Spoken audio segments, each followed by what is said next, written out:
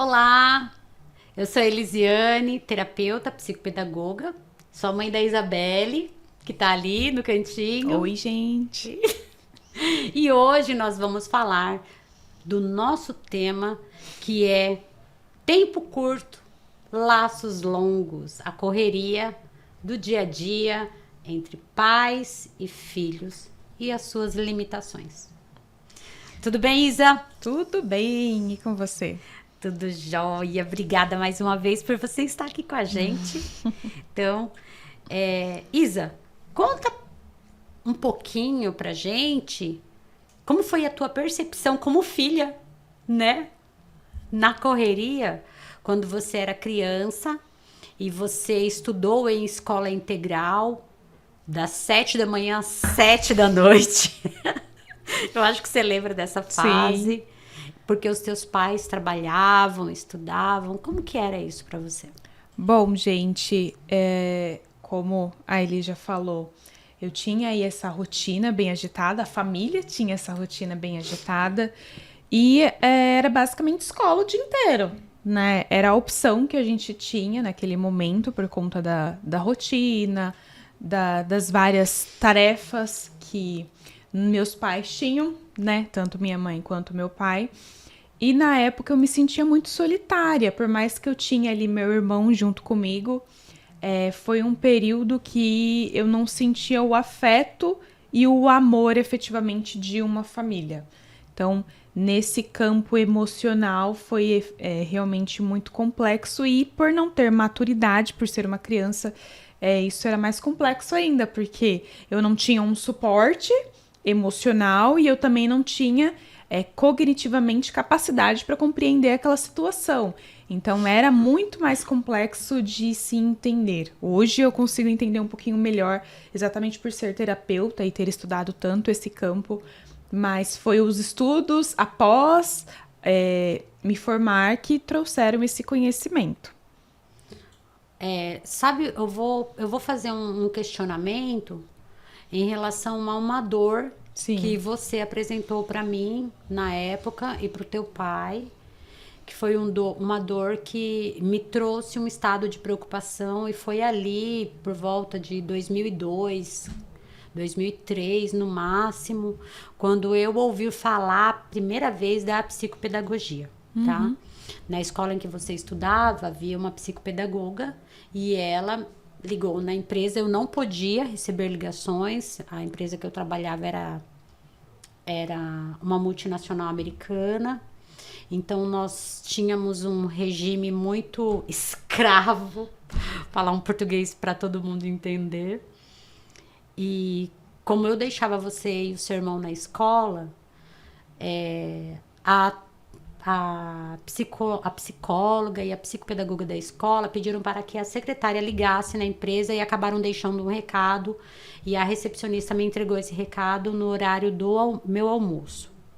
E então ela me disse que precisaria falar comigo com urgência. E naquele momento eu fiquei muito preocupada. Então eu imaginei que eu poderia esperar até o final do dia do meu trabalho para ir, né, ao encontro de vocês. Só que eu fazia faculdade Sim. naquela época. E muito, muito angustiada eu fiquei, acabei não indo para a faculdade, fui buscar você e o seu irmão na escola e lá me deparei com a diretora, a psicóloga, a psicopedagoga e a coordenadora pedagógica na época. Me convidaram, nós entramos dentro da escola, teu pai foi também porque eu acabei comunicando ele. E pro meu espanto, a psicóloga falou assim: olha, a Isabelle e o Alexander, que é o meu filho também, que é mais velho que a Isabelle, eles não queriam mais se socializar. Eles não tinham mais interesse em interagir com ninguém. Porque todas as rotinas escolares, eles estavam fartos, eles estavam saturados.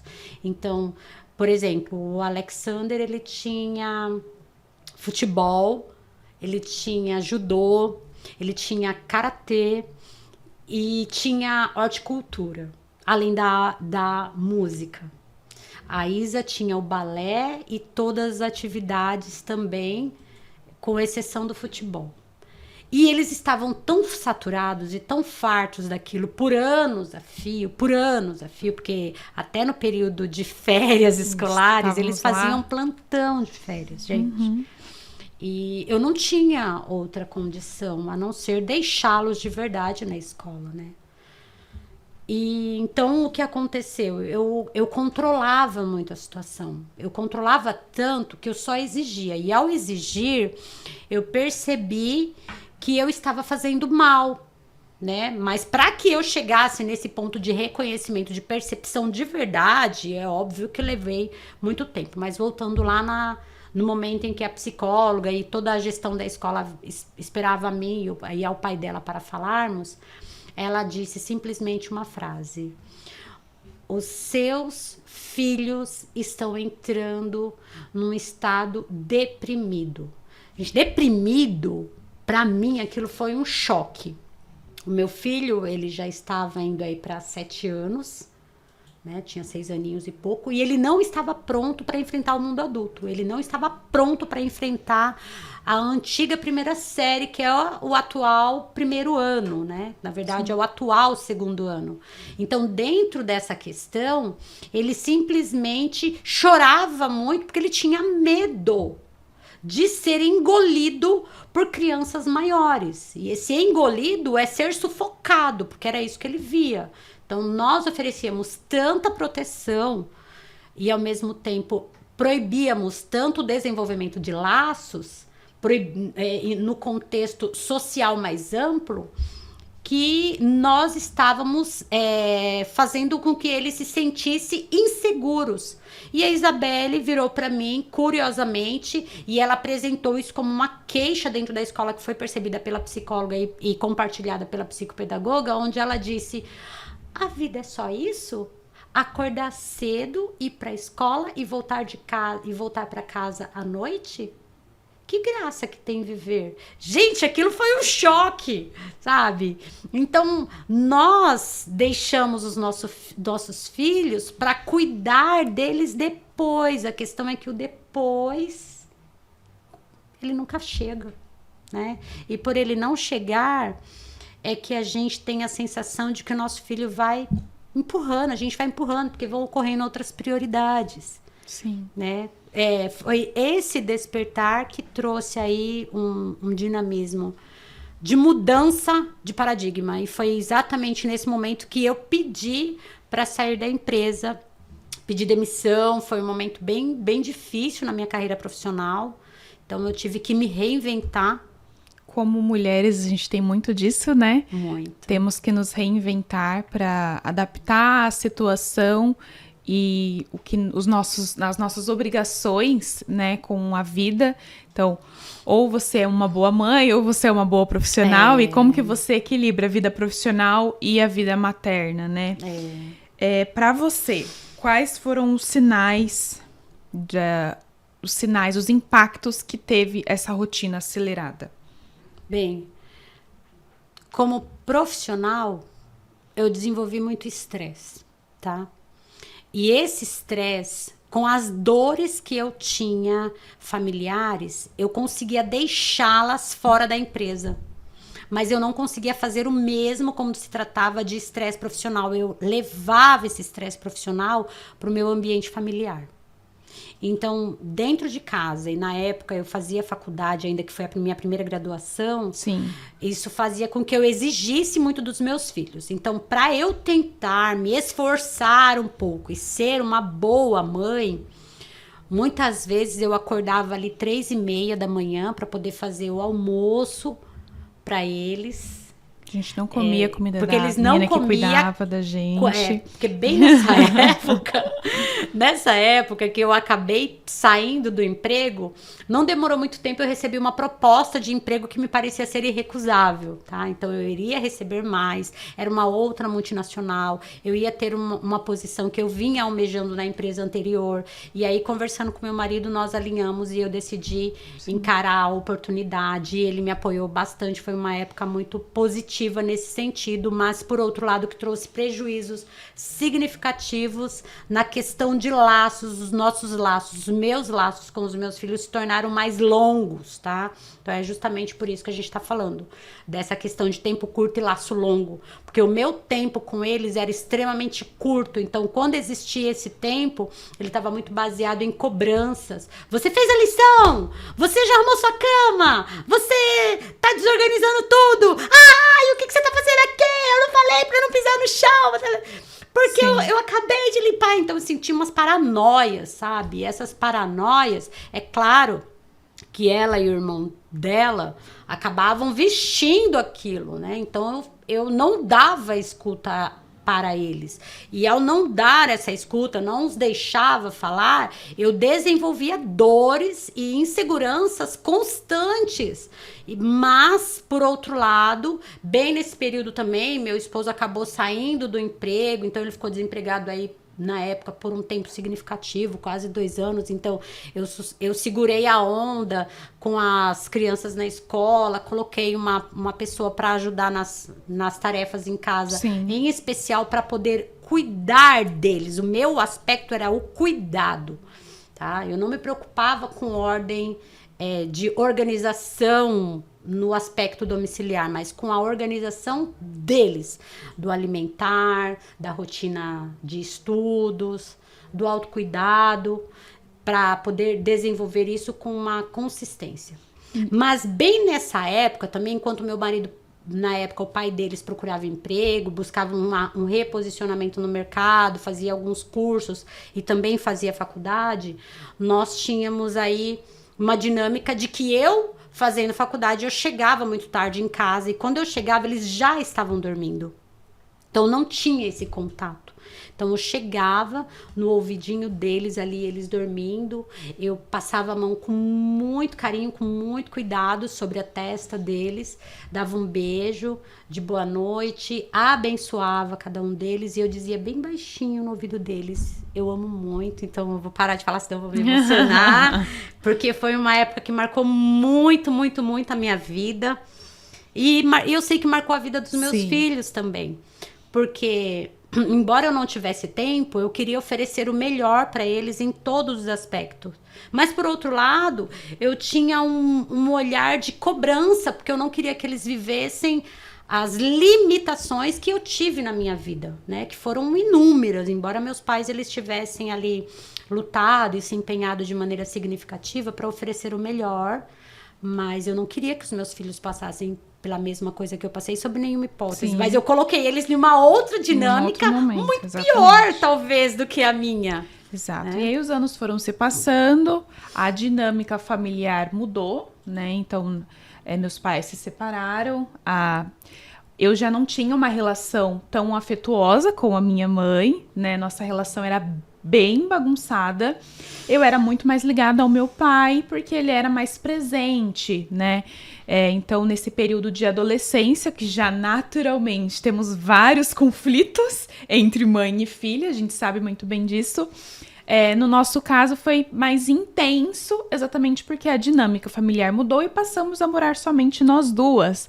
Então, como duas pessoas que tinham um laço tão longo, tão distante, conseguiriam dividir o mesmo lar, somente as duas, né? E com uma comunicação extremamente falha. Quais foram ali os sinais que nós tivemos? Nossa comunicação sempre envolvia atrito, né? Conflito, era... Qualquer oi virava uma discussão entre nós duas.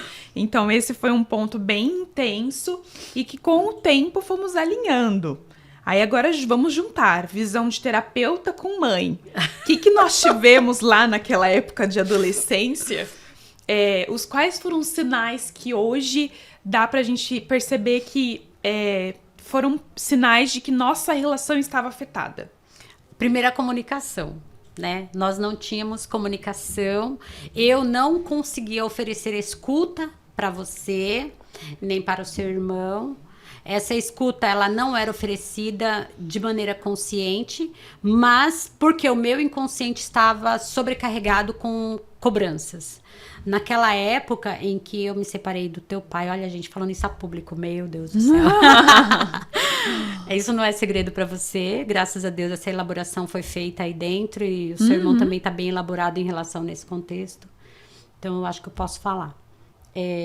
Ocorreu exatamente porque eu tinha muitas dores internas e essas dores, como mulher, como profissional, acabavam ferindo o meu lado materno. Onde o meu sonho de ser mãe, porque eu sempre sonhei em ser mãe, ele acabou se tornando uma responsabilidade da qual eu não conseguia lidar. Então, eu lidava muito bem com o ambiente profissional, eu lidava muito bem com o aspecto familiar, desde que não envolvesse filhos. Eu lidava muito bem com as questões financeiras, eu lidava muito bem com qualquer tipo de pressão, mas quando eu via que os meus filhos viessem cobrar qualquer coisa de mim, eu me desestruturava. Então, eu não sabia levá-los ao médico. Tô mentindo, Isa? Não. Eu não sabia ir a uma reunião escolar, desde a última reunião que eu fui convocada lá, quando eles ainda eram pequenos, em que participou a coordenadora pedagógica, a psicóloga, a psicopedagoga que eu disse ainda há pouco. Aquela foi a última e aquilo trouxe um trauma gigantesco para mim, porque ali eu percebi a minha falibilidade materna, a minha falha como mãe. Então, eu estava falhando em diversos aspectos. Então, aquilo começou a desmoronar dentro de mim. Então, a minha identidade de mãe, ela acabou sendo...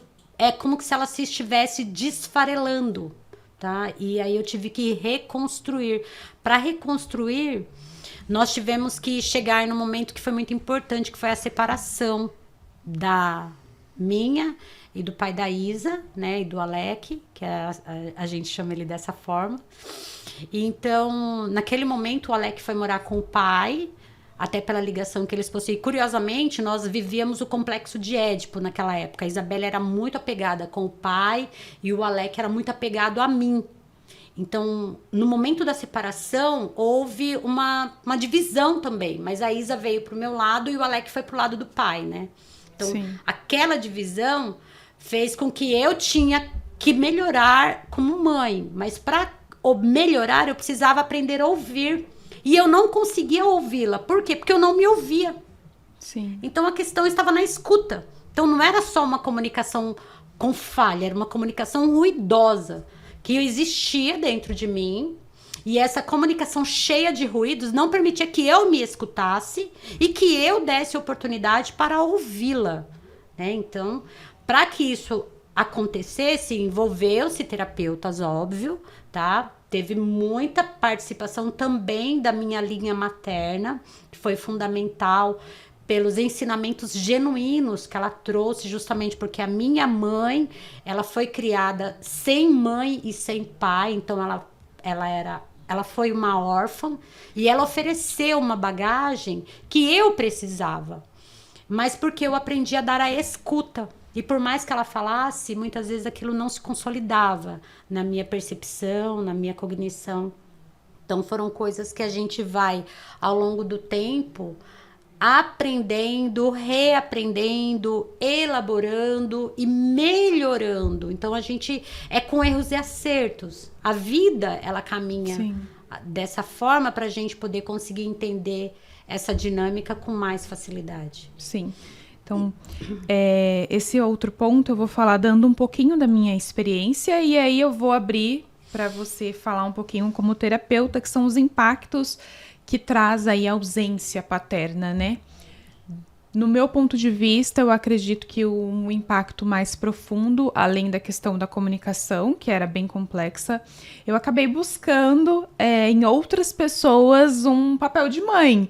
Então, as minhas amizades sempre tinham aí um cunho de materno, né? Eram sempre amigas que cuidavam, que abraçavam a minha dor e que tratavam esse ponto. Ah, alguém brigou com você? Então, peraí que eu vou resolver. Eram sempre amizades nesse sentido. Eram meninas que abraçavam as minhas dores e que, na verdade, me traziam mais dores. Porque, em sua maioria, terminavam aí com conflitos, né? Por ciúmes ou por situações que, como adolescentes, nós não saberíamos lidar naquele momento. E como terapeuta, o que você vê que podem trazer aí os impactos? Quais podem ser os impactos para os adolescentes e para as crianças quando tem essa ausência? Materna e paterna. Isso. Tá. Quando a gente está falando de uma ausência paterna, a gente está falando mais de uma dependência emocional, que era exatamente o que você buscava naquele momento. Justamente por ter um distanciamento paterno, você acabava se tornando dependente de outras pessoas na elaboração social. Então, a gente está falando do campo escolar, onde você buscava um apoio e essas pessoas, elas te defendiam. Só que essa defesa, esse vínculo de amizade projetado, ele exigia de você um alto nível de fidelidade, de respeito. Exatamente. Não é? E isso abria uma janela chamada de cobranças, de culpabilidade. Então, aí é onde respingava o prejuízo no campo materno, que é o apoio que necessitava naquele momento, né, para poder desenvolver uma melhor elaboração e um melhor desenvolvimento.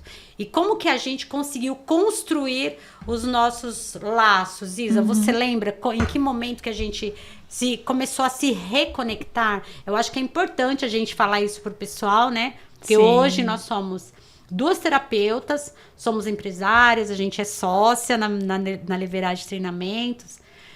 Atendemos diversas escolas, diversas famílias, mas é importante a gente trazer isso para que as pessoas entendam que essa linha de construção, ela veio do contexto prático, pelas dores que nós vivemos, e que isso foi consolidado por meio da teoria, né? Sim, que a gente aprendeu ao longo do tempo. Foi muito aos poucos esse processo, né? Então eu não sei dizer quando que foi a viradinha de chave, o que aconteceu, mas me recordo que começamos a conversar com menos ruídos e, consequentemente, com menos conflitos. Mas se me perguntassem, quando foi? Não sei. Bem, eu vou falar o meu lado, tá? Sim. Houve uma época em que eu comecei a oferecer mais escuta no sentido de falar, o que você quer comer hoje? Então, ao invés de eu impor uma alimentação saudável, ou às vezes um fast food, vamos dizer assim, eu comecei a oferecer, eu não impunha, eu decidi ouvir. Sim. Então, eu falava, vamos fazer um café da manhã diferente? O que a gente vai fazer? Então, eu passei a convidar a Isa para aquilo que ela gostaria que acontecesse. Então, houve um dia em que num sábado, e eu trabalhava de segunda a sábado e às vezes no domingo também, porque eu lecionava. Então, era muito comum no sábado eu sair de casa muito cedo e chegar muito tarde, porque eu virava nos cursos de pós-graduação, lecionando. Então, tinha muitas correções de trabalho no domingo, muita orientação por conta de TCCs, enfim. Então, eu ainda deixava ela muito sozinha, né? E aí, nessa época, ela ficava bastante com a minha mãe nos finais de semana. Então, eu falava assim para ela... Olha, esse final de semana eu não vou fazer nada. O que você quer fazer? Aí ela falou pra mim uma vez assim, e pra mim aquilo foi a virada de chave. Nossa, eu queria tanto ir na praia fazer um bate-volta. Lembra disso? Lembro. E aí, curiosamente, naquele dia eu falei assim, então, arruma suas coisas que a gente vai pra praia agora. Foi mesmo. Então, assim, cara, foi muito louco, porque isso foi num domingo, 7 horas da manhã, e a gente estava pensando de ir para a igreja. E aí eu falei assim, olha, eu acho que igreja começa dentro da gente, porque nós somos templos do Espírito Santo. E justamente por sermos templo, então eu tenho que fazer uma construção por base da minha família. Sim. Então eu preciso resgatar os valores que de alguma forma ficaram perdidos aí no caminho. Preciso resgatá-los. E aí a gente foi pra praia, fizemos um bate-volta. Eu levei 2 multas nesse dia. Foi muito engraçado. Nossa, porque as pessoas estão andando devagar. Eu não tô entendendo. Porque as pessoas estavam indo de uma maneira tão lenta na estrada. E eu passando assim, tão desatenta, feliz da vida. Nós estávamos cantando dentro do carro. Foi. Ela colocou músicas que ela queria ouvir. Ela vinha cantando e ela dançava dentro do carro. E aquilo foi um momento de tanta descontração que eu não me atentei aos radares que existiam ali. Radares móveis, tá? No decorrer da estrada. E quando a gente chegou na praia, a praia estava muito lotada, um sol muito quente, então ela brincou, e aí eu fui com ela na praia, a gente sentou no chão, brincamos com a areia. Então eu me permiti ser criança também. Naquele momento. Naquele instante foi bem curioso, porque ela falou: eu quero tomar um sorvete. Falei: vai lá, pega o seu sorvete. Eu quero tal coisa. Vai lá, pega tal coisa, pega o que você quer. E aí ela se sentiu amada, valorizada, reconhecida, respeitada. E a minha mãe ligou naquele instante e era um momento em que ela estava tomando uma água de coco. Já tinha comido algumas porcarias. Sim. E a minha mãe falou assim: olha, eu gostaria de saber se você e a Bel vão vir almoçar aqui em casa. E eu falei: mãe, a gente tá na praia. E eu falei: peraí, deixa eu ver com ela. Isa, você quer almoçar na sua avó? Ela falou: quero. E a gente saiu da praia e foi pra casa da minha mãe, assim, 100 quilômetros, porque a gente foi ali pra Santos, né? Bem pertinho da onde a gente tava.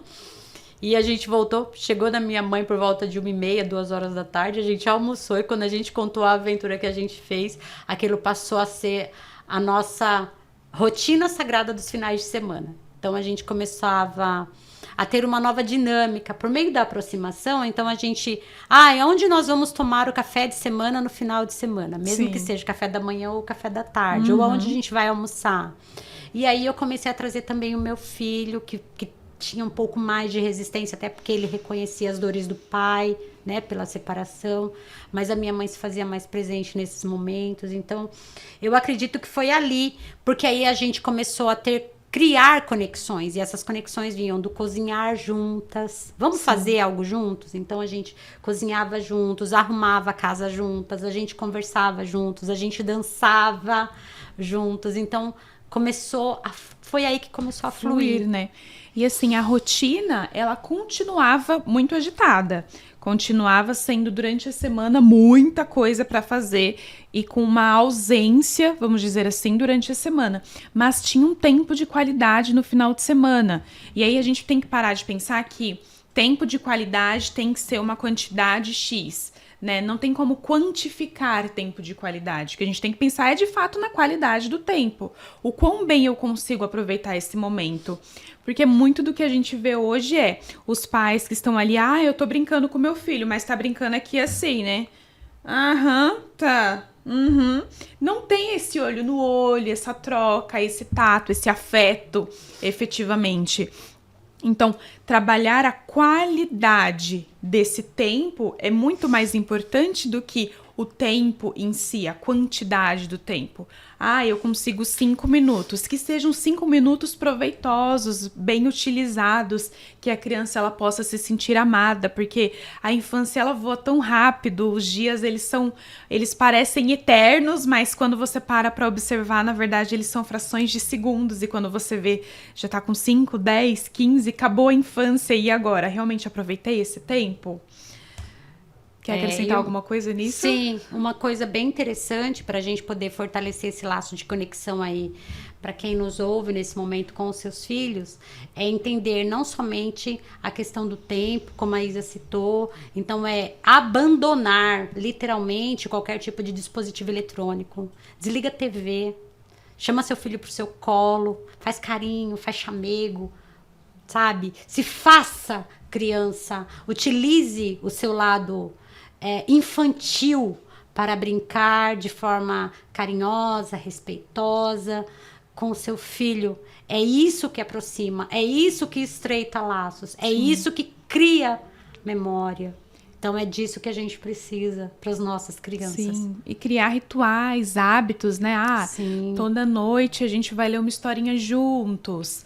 Ou então, no café da manhã, só toma todo mundo junto ali. É uma coisa tão simples que, às vezes, nós percebemos que isso se perdeu, né? Toma todo mundo café da manhã na mesa? Sim. Não toma cada um em um horário, no momento que quer, quando quer. E aquela troca familiar, ela não acontece efetivamente. Não tem aquele laço familiar sendo fortalecido. E os hábitos também, né? Ter momentos ali em família, criar hábitos, a ida para a escola é sempre com a mamãe, e a mamãe vai conversar, a gente vai ter um momento de troca de experiências, como foi seu dia, o que você pretende fazer, o que vai ter de legal hoje, ter esses momentos de trocas. É isso mesmo. Então, assim, o que a gente precisa, necessariamente, a gente que eu me refiro é pai e mãe, né, Isa, você também é mãe, tá relacionado ao fato que muitas vezes diverge daquilo que os nossos filhos precisam. Então, pai e mãe precisam de uma coisa, filha precisa de outra coisa. Sim. Então, como eu vou exigir dele aquilo que ele não está pronto para me oferecer? Então, esse momento de escuta é tão importante. E em que momento que eu vou favorecer isso?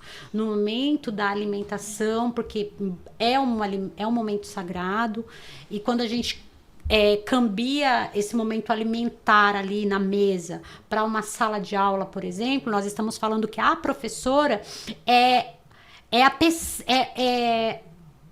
como que eu poderia dizer? É o gastro, né? É o cozinheiro-chefe que está levando a informação, o conhecimento, o aprendizado para esse aluno. E esse aprendizado como fonte nada mais é do que o alimento para formá-lo no futuro, para que ele reconheça por meio das suas percepções, seus valores. Mas se a conexão estiver destruída em casa, ou ela for disfuncional, ou ela for disruptiva, ou qualquer coisa parecida, nós estamos falando que esses elementos na escola serão deficitários também. Mas isso não ocorre com frequência, esse é o grande detalhe. Porque a Isabelle, a Isa aqui com a gente, e o Alec, eles possuíam notas altíssimas. Eles eram alunos extraordinários, recebiam menções pelas suas dedicações, mas em casa sofriam dores gigantescas. Então, isso não é necessariamente, né? Não é toda criança que aplica isso na prática. Muitos acabam reverberando de outras maneiras. E aí, no caso deles, eles começaram a apresentar vários tipos de reações alérgicas, urticárias, rinite, aumento de rinite, de sinusite, mudanças que foram significativas porque foram questões emocionais que aos poucos foram somatizando, né? Que é aquilo que chamamos na terapia de psicossomáticas. E isso trouxe alterações significativas no organismo de cada um deles. Eles fazem tratamento até hoje, então é complexo saber que eu, como mãe, tenho uma coparticipação, corresponsabilidade, ou talvez uma responsabilidade propriamente dita, e eu não gostaria que o seu filho, que a sua filha passasse pela mesma situação. Então, vai aqui o meu comentário. Crie conexões de memórias positivas, de carinho, de colo, de acolhimento, de oitiva, livre de julgamento. Só acolhe. Com certeza. E aí a gente consegue encerrar, então, esse programa nosso de hoje, trazendo aí que sim, é possível reconstruir esse vínculo. É possível, independente da idade, porque já no nosso caso estava eu na fase da adolescência. Então aquela fase mais intensa, mais crítica, foi exatamente o momento que nós conseguimos fazer essa viradinha de chave. E hoje trabalhamos juntas, há anos trabalhamos juntas. Temos aí uma excelente conexão, um vínculo muito bacana. Então permita-se e busque por um apoio terapêutico para conseguir vencer as barreiras que você talvez não enxergue que existam entre você e o seu filho. É através desse vínculo que a comunicação vai melhorar e que nós, como pais, como mães, nos sentiremos que estamos fazendo efetivamente o que a gente tem que fazer, o que é o nosso papel, e guiar, estar ali ao lado, apoiando, acolhendo, dando amor e, enfim, sendo um braço ali para ajudar nos momentos que são necessários. É isso aí, Isa. Muito bem. Então, por hoje, nós encerramos esse programa, agradecemos a presença de todos vocês e vemos vocês em breve no próximo Decodificando Infâncias. Até mais.